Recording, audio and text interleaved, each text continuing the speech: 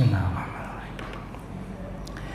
Assalamualaikum warahmatullahi wabarakatuh. Alhamdulillahilladzi ja'alal mu'minina ikhwah walladzi ja'alal ukhuwata ni'mah haitsu qala fa asbahtum bi ni'matihi ikhwana. Asyhadu an la ilaha illallah wahdahu la syarika lah wa asyhadu anna Muhammadan abduhu wa rasuluhu la nabiyya ba'dah. Allahumma salli ala khairil bariyah wa ala alihi wa sahbihi wa mawalah. Amma ba'd. Rabbi shrah li sadri wa yassir li amri wahlul 'uqdatam min lisani yafqahu qawli. Allahumma anfa'na bima 'allamtana wa 'allimna bima yanfa'una wa zidna 'ilman wa tawfiqan wa huda. Allahumma la sahla illa ma ja'altahu sahla wa anta taj'alul hazna idza syi'ta sahla. Alhamdulillah, Bapak Ibu hadirin dan hadirat majelis sidang jamaah salat maghrib dan isya Masjid Al-Azhar rahimakumullah. Kembali kita bersyukur kepada Allah Subhanahu wa taala di malam yang mulia ini, di tempat yang mulia ini, dan di waktu yang mulia ini Allah Subhanahu wa taala mempertemukan kita di majelis yang mulia. Mudah-mudahan dengan itu kita termasuk orang-orang yang dimuliakan oleh Allah Subhanahu wa taala. Sebelumnya saya ingin menyampaikan perasaan saya. Jadi ketika saya dihubungi oleh Ustadz Ahmad Fitri ketika mengisi di Masjid Ami Abdullah Pal 8, kami dihubungi untuk bisa mengisi malam ini di Masjid Al-Azhar. Kalimatnya hanya sampai di situ. Bisakah Ustadz mengisi di Masjid Al-Azhar? Sampaikan insyaallah. Tapi setelah itu saya dihubungi oleh Ustadz Trispani, pengurus masjid di sini, menyampaikan bahwa ternyata saya menggantikan Bapak Profesor Dr. Faisal. Kalau bahasa Banjarnya takajud Pak ya. Saya takajud Pak, ternyata saya posisi mengganti Pak Profesor. Kalau Ustadz Ahmad Fitri menyampaikan seperti itu mungkin saya tolak. Ya, tapi apa boleh buat, karena terlanjur sudah diiyakan, saya bismillah. Mudah-mudahan bapak-bapak tidak menunggu materi dari profesor, karena yang duduk di sini bukan profesor. Sebelum saya menyampaikan materi pada malam hari ini, mungkin sedikit saya akan ta'aruf dulu, karena ini masjid baru pertama kali kami ke tempat ini. Nama saya Zulkifli Mansur, asli Sulawesi Selatan. Jadi saya di Banjarbaru kurang lebih 4 tahun ya. Adaptasi dengan bahasa Banjar ya. Karena cukup banyak kosakata yang saya tidak pahami awalnya ya, yang memang sangat jauh berbeda dengan makasih banyak Pak, bahasa Bugis ataupun bahasa Makassar ya. Walaupun saya sejak kecil sebenarnya di Kalimantan Timur ya, itu sudah beberapa kosakata itu bahasa Banjar, penjual-penjual yang ada di Balikpapan itu berbahasa Banjar. Tapi ketika saya tiba di Banjarbaru yang hampir rata-rata orang Banjar, wah ternyata masih kewalahan juga. Ke pasar belanja itu banyak kosakata yang saya tidak paham. Termasuk jenis ikan ya. Ya, itu berbeda. Alhamdulillah sudah dikaruniai 1 orang istri ya, 1 saja. 4 orang anak dan 2 orang cucu ya, jadi sudah jadi kai-kai sekarang ini ya. Ya.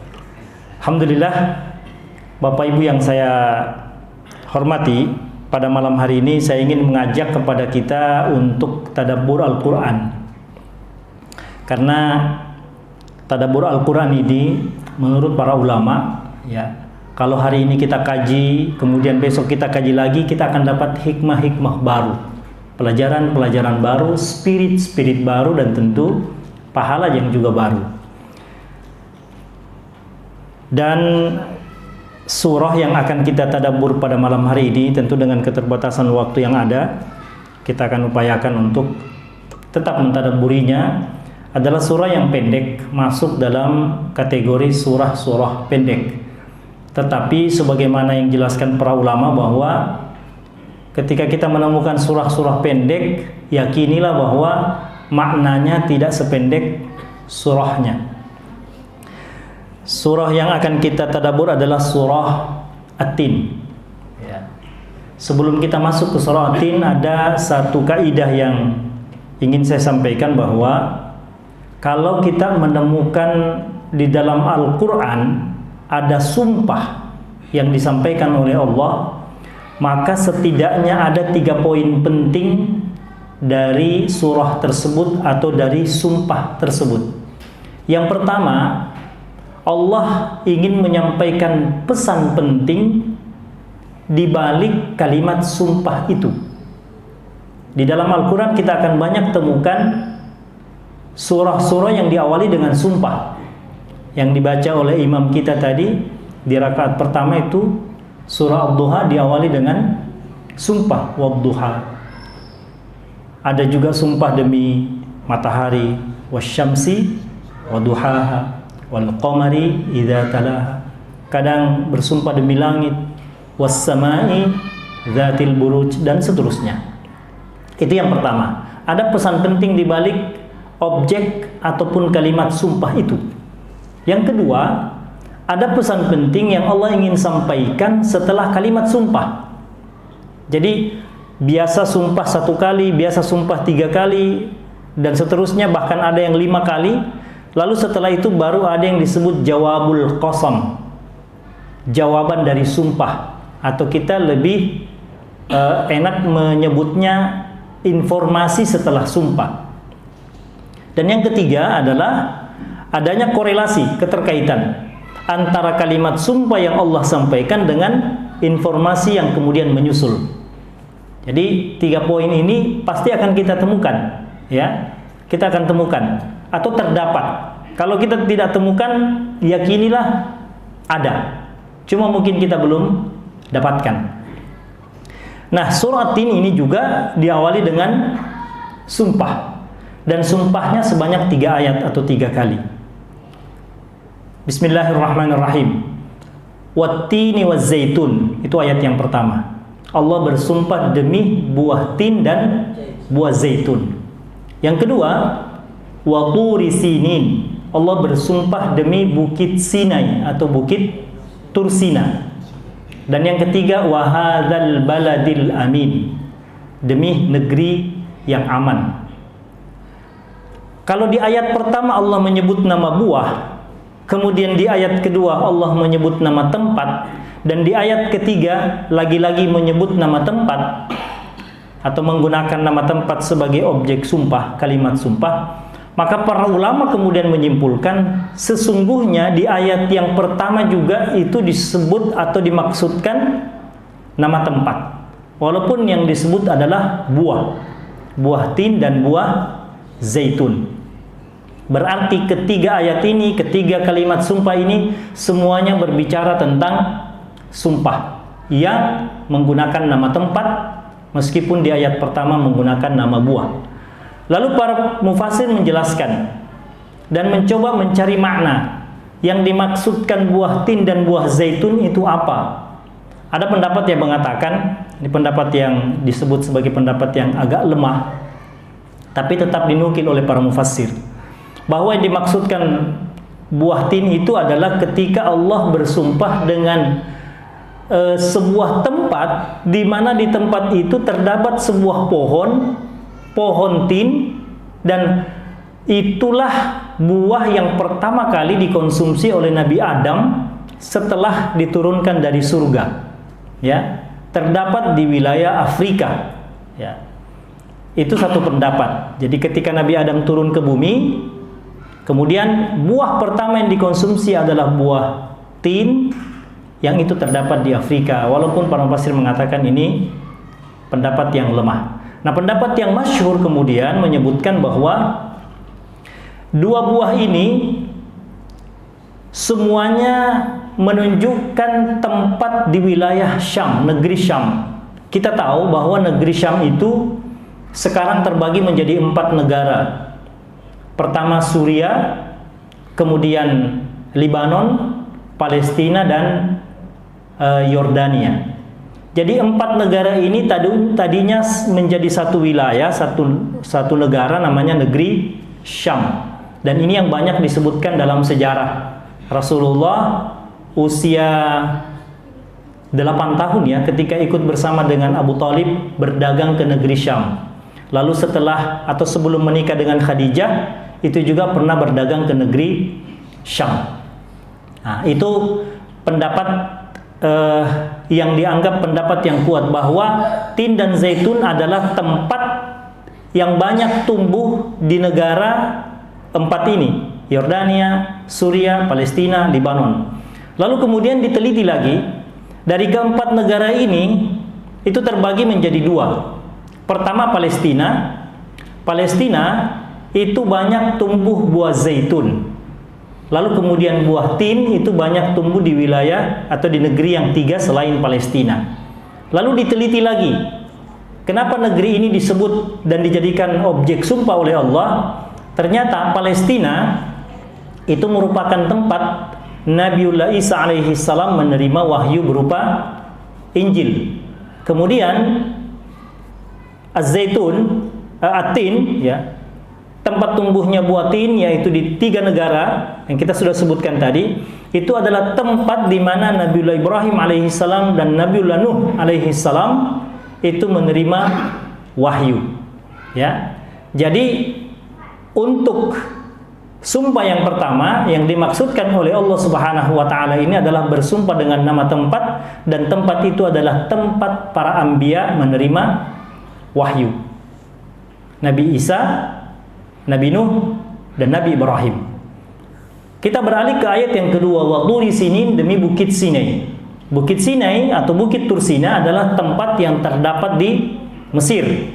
Dan bukit Sinai itu adalah tempat Nabiullah Musa alaihi salam menerima wahyu dari Allah berupa Taurat. Dan hadzal baladil amin yang dimaksudkan adalah Makkatul Mukarramah, tempat Rasulullah sallallahu alaihi wasallam menerima wahyu berupa Al-Qur'anul Karim. Jadi singkatnya, 3 sumpah yang mengawali surah At-Tin semuanya berbicara tentang nama tempat para nabi-nabi yang masuk dalam kelompok ulul azmi minar rusul. Jadi ada 5 nabi ulul azmi yang kalau kita mau menghafal dengan mudah kita singkat menjadi minim. Musa, Isa, Nuh, terbalik ya. Musa, Ibrahim, Nuh, Isa, dan Muhammad. 5 nabi ini berarti dijadikan sebagai objek sumpah tempat-tempat beliau menerima wahyu. Dan ini menarik, karena dari semua nabi hanya 5 nabi ini yang kemudian mendapat gelar ulul azmi. Wasbir kama sabara ulul azmi minar rusul. Oleh para ulama kemudian disebutkan kenapa mereka mendapat gelar ulul azmi, karena dianggap di antara seluruh nabi, 5 nabi inilah yang memiliki tingkat kesabaran paling tinggi. Ya. Ketika saya membaca penjelasan ini, yang terbayang kenapa Nabi Ayub tidak masuk. Sementara Nabi Ayub ini luar biasa sejarahnya, kisahnya, bagaimana beliau didera penyakit sampai puluhan tahun, ada riwayat menyebutkan 20 tahun, bahkan ada yang menyebutkan lebih dari itu, tanpa sehari sedetik pun mengeluh. Jadi kita bisa simpulkan luar biasa sabarnya Nabi Ayub. Pertanyaannya, kenapa beliau tidak masuk dalam kelompok ulul azmi? Para ulama menjelaskan karena ujian yang dihadapi oleh Nabi Ayub itu adalah ujian yang sifatnya pribadi, penyakit fisik. Sementara 5 nabi ini itu ujian menghadapi orang lain, atau dalam bahasa masyhurnya menghadapi umatnya. Logikanya, kalau musibah itu, ujian itu menimpa kita dalam bentuk penyakit, kita tidak punya pilihan selain sabar. Kenapa? Sabar atau tidak sabar, kita tetap sakit. Tapi menghadapi umat, itu kita bisa punya 2 pilihan. Mau sabar menghadapinya, atau tidak sabar. Tidak sabar itu bisa lari meninggalkan umat, seperti yang terjadi kepada Nabi Yunus. Atau melakukan tindakan kekerasan kepada umat itu. Seperti misalnya Nabi Musa. Dalam sejarah dikenal tangannya itu keramat, Pak. 1 kali pukul mati orang, sebagaimana yang beliau lakukan kepada suku Kipti kan. Nabi Musa 1 kali pukul, suku Kipti langsung mati. Ya. Jadi kalau hari ini ada petinju yang punya kekuatan seperti Nabi Musa, matian semua itu lawan-lawannya. Istilah anak muda sekarang, tangan kanan kuburan, tangan kiri rumah sakit. Hati-hati aja kalau kena tangan kanannya. Tapi Nabi Musa tidak pernah menggunakan kekuatan tangannya untuk memukul umatnya akibat kenakalan, akibat ulah tingkah laku umatnya. Sementara Yahudi atau Bani Israel, ya, umatnya Nabi Musa itu terkenal luar biasa tingkahnya. Ya, sudah dengan berbagai macam fasilitas tetap tidak taat kepada Nabi Musa. Yang puncaknya ketika Nabi Musa mengajak perang, apa kata umatnya Nabi Musa? Idhhab anta wa rabbuka faqatila innaha huna qaidun. Musa, silahkan engkau berperang bersama Tuhanmu. Kami mau duduk-duduk saja di sini menunggu hasilnya. Kalau engkau menang, tolong panggil kami. Kalau engkau kalah, ya mampus sendiri. Bayangkan itu. Ya. Jadi 5 nama nabi yang terdapat di dalam 3 sumpah pertama itu memberi isyarat kepada kita apa? Isyarat kepada kita bahwa informasi yang Allah Subhanahu wa taala ingin sampaikan ini informasi yang sangat penting. Karena bersumpah dengan nama-nama tempat para anbiya yang ulul azmi minar rusul menerima wahyu. Sekarang kita coba lihat apa informasinya. Informasinya ada pada ayat yang ke-4. Laqad khalaqnal insana fi ahsani taqwim. Sungguh-sungguh, karena ini menggunakan 2 kalimat taukid. La dan qad, sungguh-sungguh. Jadi kalau bahasa anak muda, betul-betul serius Allah ini ingin menginformasikan, ini penting. Sungguh-sungguh kami menciptakan manusia dengan sebaik-baik bentuk. Sekarang Pak, coba kita pikirkan, kira-kira informasi ini penting tidak? Logika nakalnya, kita mungkin akan mengatakan rasa-rasanya tidak penting, Pak. Kenapa? Tanpa informasi ini pun kita sudah sadar, kita sudah paham kalau manusia itu adalah makhluk terbaik di alam ini. Coba bandingkan dengan siapapun. Bahkan dengan malaikat pun, manusia ada yang derajatnya lebih tinggi. Para anbiya itu derajatnya lebih tinggi dari para malaikat. Buktinya, Nabi Adam ketika diciptakan, malaikat diperintahkan untuk sujud. Apa kelebihan Nabi Adam? Karena ilmu pengetahuan. Wa 'allama Adam al-asma'a kullaha. Kami ajarkan kepada Adam semuanya. Para mufassir mengatakan saking cerdasnya Nabi Adam, karena kecerdasan Nabi Adam, ilmunya ini bukan ilmu yang diperoleh dari pendidikan formal. Belum ada perguruan tinggi, manusia pertama. Jadi istilah Nabi Adam setelah diciptakan, ditiupkan ruh, langsung diinstal ke dalam otaknya itu seluruh ilmu-ilmu. Kata para ulama atau mufassir, kalimat kullaha semuanya itu apa? Semua nama-nama yang ada di alam ini, yang ada di bumi sudah diketahui, dihafal dan difahami oleh Nabi Adam. Bahkan seluruh bahasa, bayangkan, seluruh bahasa yang akan digunakan oleh manusia sampai hari kiamat itu sudah difahami dan dikuasai oleh Nabi Adam. Berarti Nabi Adam pintar bahasa Banjar, Pak. Karena bahasa Banjar adalah salah satu bahasa yang digunakan oleh manusia. Kalau kita nggak percaya nanti kalau masuk surga insya Allah, cari Nabi Adam, coba-coba Pak bahasa Banjar sama Nabi Adam, paham dia. Siapa Pian? Karena ilmu itulah kemudian derajat para anbiya, derajat Nabi Adam lebih tinggi dari malaikat. Apalagi kalau dibandingkan dengan makhluk lain. Apalagi dibandingkan dengan binatang. Nggak ada Pak manusia yang mau memilih mau jadi manusia atau binatang. Mau jadi binatang. Sehebat apapun binatang itu, dari segi ukuran seperti gajah, dari segi kekuatan seperti singa, harimau, kita tetap lebih bangga menjadi manusia. Ya, sekali lagi mungkin sekilas kita akan berpikir apa kira-kira pentingnya informasi dari Allah ini, ya. Karena tanpa ayat ini kita sudah secara fitrawi sudah paham, dibandingkan dengan monyet, jelas lebih bagus manusia. Monyet itu Pak, mau di make up, dibelikan skincare termahal pun, ya tetap monyet. Mau dipakaikan jilbab, monyet yang betinanya dipakaikan jilbab, tetap monyet Pak. Tidak akan merubah menjadi cantik. Tapi manusia, sejelek-jeleknya manusia, itu jauh lebih cantik dibandingkan binatang-binatang. Jadi secara fitrawi kita sudah paham itu. Secara fitrawi sudah paham. Dan tidak ada manusia yang mau memilih menjadi binatang. Walaupun saya kadang berpikir, enak jadi burung misalnya.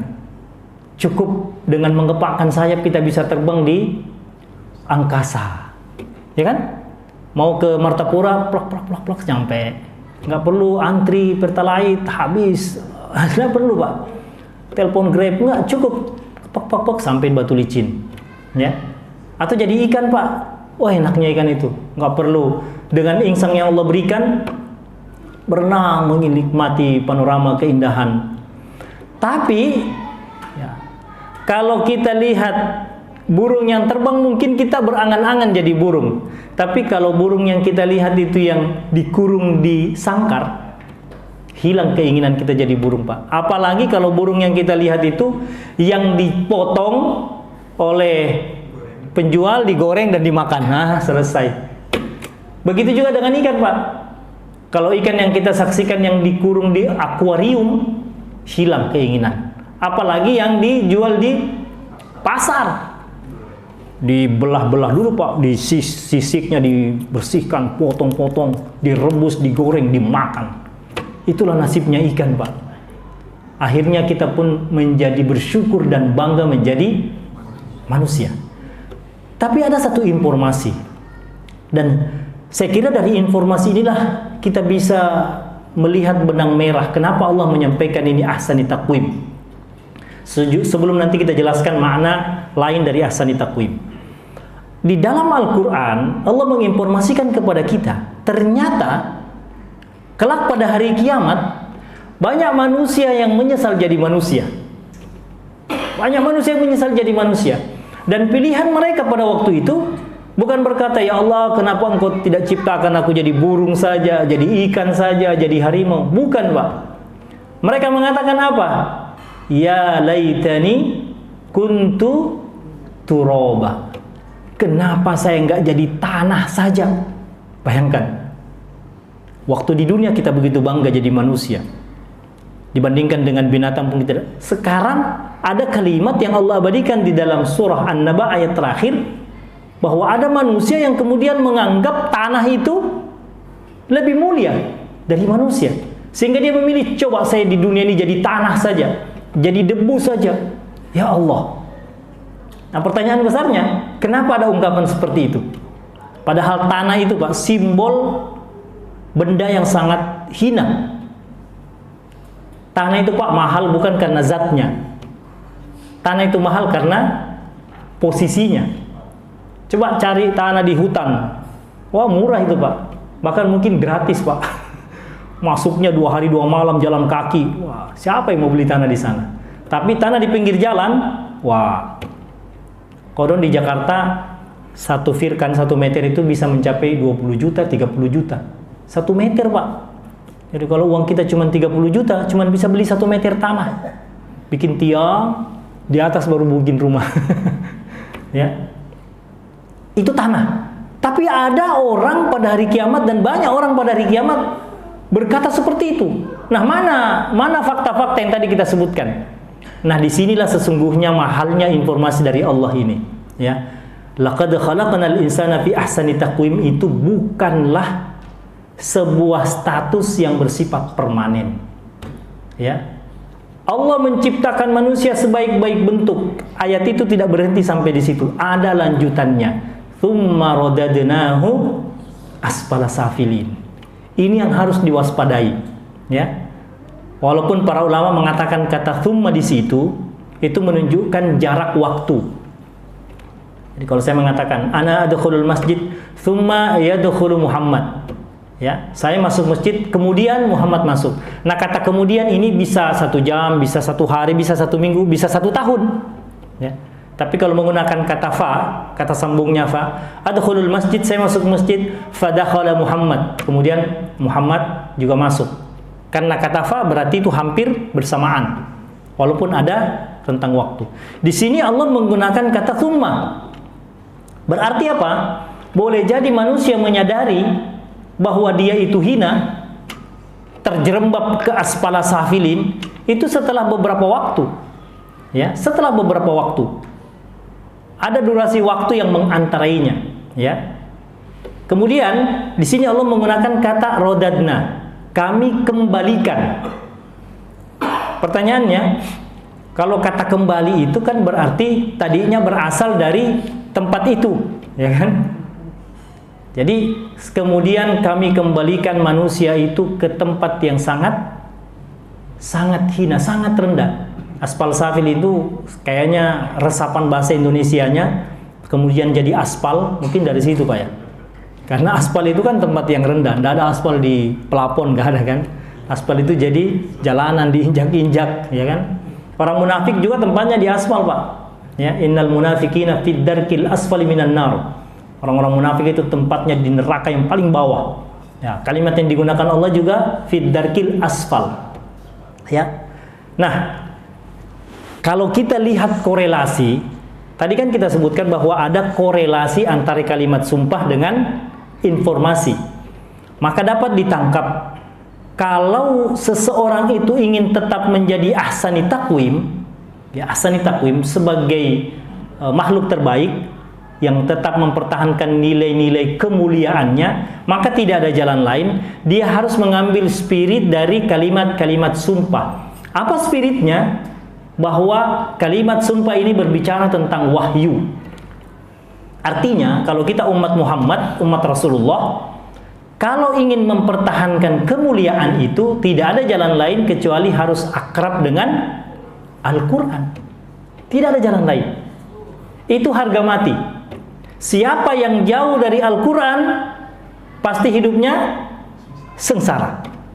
Ini ada ayat yang khusus menegaskan itu di dalam surah Thaha, wa man a'rada 'an dzikri fa inna lahu ma'isyatan dongka. Bayangkan, siapa yang berpaling dari peringatanku, an dzikri, para ulama mengatakan ini Al-Quran maksudnya. Siapa yang jauh dari Al-Quran, siapa yang berpaling dari Al-Quran, maka niscaya akan saya buat hidupnya sempit. Ma'isyatan dongka itu sempit hidupnya. Sempit itu Pak, bukan berarti miskin. Ada orang kaya tapi hatinya resah. Ada orang punya jabatan tapi selalu ketakutan, tidak tenang. Kenapa?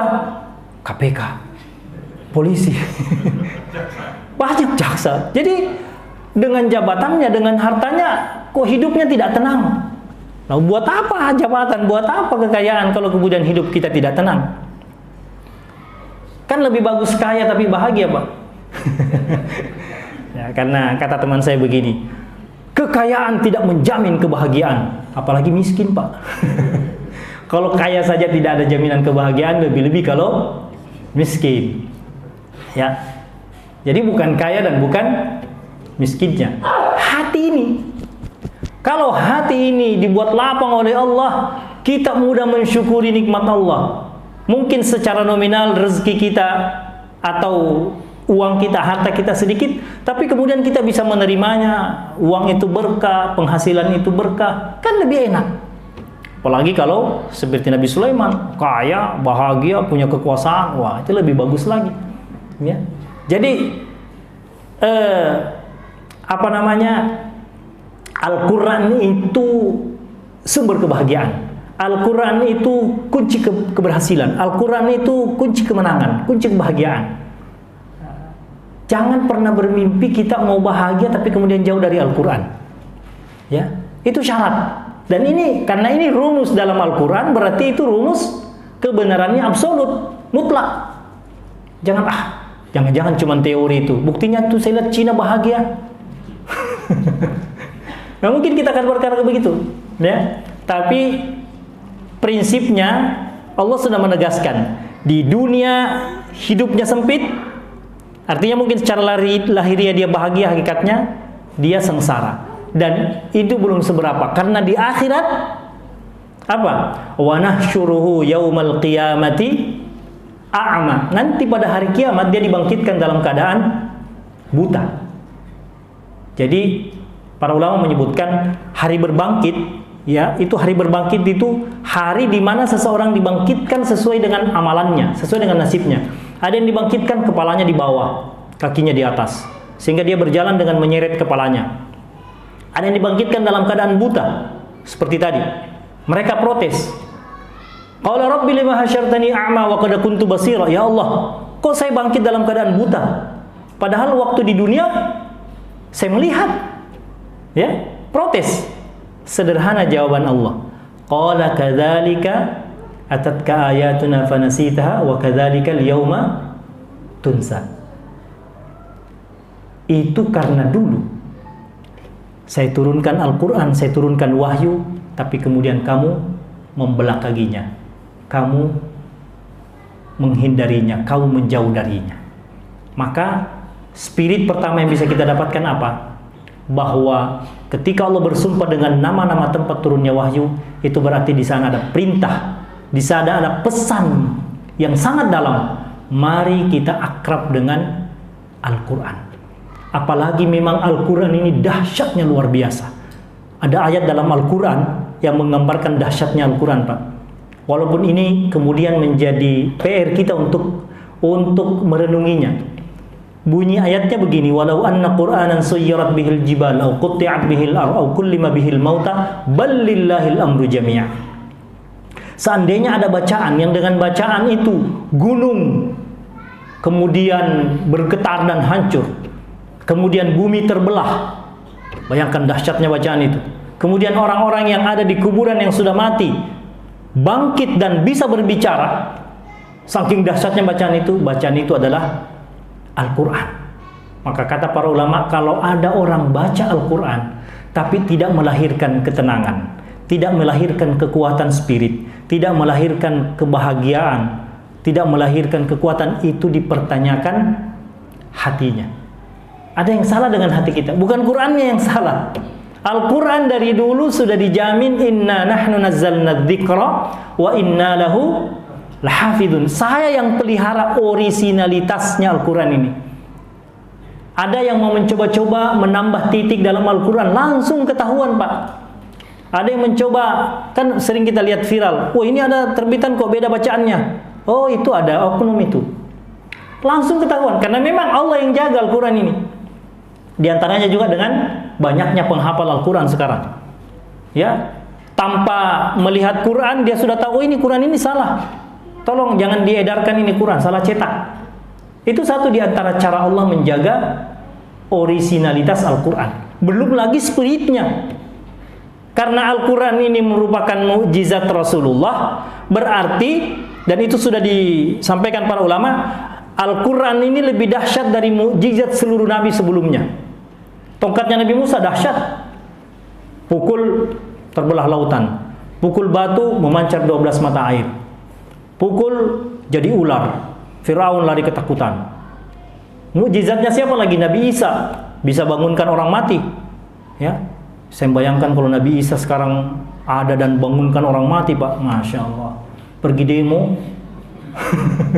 nggak bisa diapa-apain, Pak. Orang mati ditembak memang orang mati, tapi pergi demo.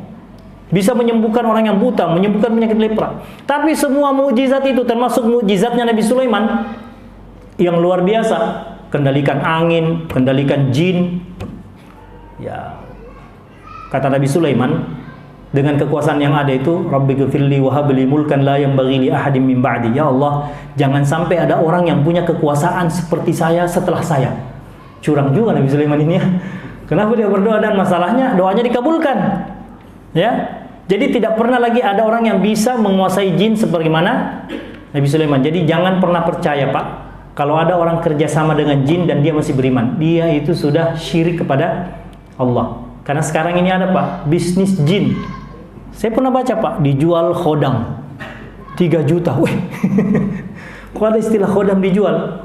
Ya jinnya, Pak, kerjasama. Tapi percayalah, jin itu tidak pernah mendatangkan keuntungan. Wa annahu kana rijalun minal insi ya'uduna bi rijalin minal jinni fazaduhum rahaqa. Firman Allah di dalam surah Jin, tidak ada yang bekerja sama dengan jin kecuali dia pasti binasa, hancur. Ya. Wih. Cepat. Ini Indonesia bagian apa sini, Pak? Ya baik, karena sudah waktu Isya, kita hinggakan sampai di sini. Kesimpulannya bahwa surah At-Tin ini satu di antara spirit yang dapat kita ambil, mengingatkan kepada kita untuk bisa melakukan proses internalisasi Al-Quran ke dalam diri kita, membumikan Al-Quran dan menjadikan Al-Quran sebagai sahabat setia kita. Demikian, mohon maaf jika ada hal yang kurang berkenan. Wabillahi taufiq wal hidayah. Assalamualaikum warahmatullahi wabarakatuh.